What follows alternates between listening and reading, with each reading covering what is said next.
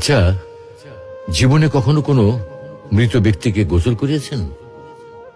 যদি কখনো সুযোগ হয় তাহলে সেই মৃত ব্যক্তিকে গোসল করাবেন। তখন খুব কাছ থেকে দেখবেন মৃত মানুষের দেহটা কতটা অসহায় লাগে, মৃত্যুর পরে মানুষের দেহ কতটা ভয়ের কারণ হয়ে দাঁড়ায়। সুযোগ পেলে রাতে লাশটা পাহারা দেবেন, তখন বুঝতে পারবেন প্রিয় মানুষটার লাশ রাতের বেলায় আপনার কাছে কতটা অদ্ভুত লাগে, কতটা ভয়ের কারণ হয়ে ওঠে, কতটা আতঙ্কের কারণ হয়ে যায়। সুযোগ পেলে মৃত ব্যক্তির শরীরে একটু হাত লাগিয়ে কিছুক্ষণ তার স্পর্শ নেবেন। আপনি তখন উপলব্ধির সুযোগ পাবেন এই পৃথিবীতে বিশাল প্রভাব প্রতিপত্তি মৃত্যুর পরে কতটা নির্যাতনের রূপ নেয়। সুযোগ পেলে আপনজনদের লাশ কবরে নামাবেন খুব আগ্রহ নিয়ে।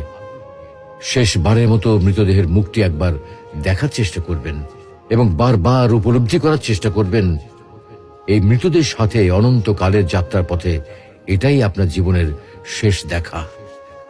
সুযোগ পেলে মাঝে মধ্যে কবরস্থানে গিয়ে নীরবে কিছুক্ষণ দাঁড়াবেন। এরপর মনে মনে চিন্তা করবেন জীবনের লাভ ক্ষতির হিসাব। এই মৃত মানুষগুলো এই পৃথিবীতে কি করে গেছেন, কাদের রেখে গেছেন।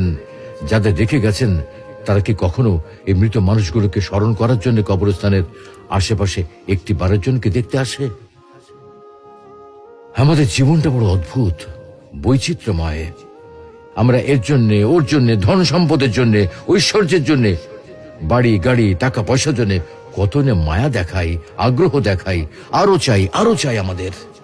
অথচ এই জীবনে আমরা মৃত্যুর কথা না ভেবে, পরকালের জবাবদিহির কথা না ভেবে কিভাবে আরো সম্পদ অর্জন করতে পারি সেই চিন্তায় বিভোর থাকি।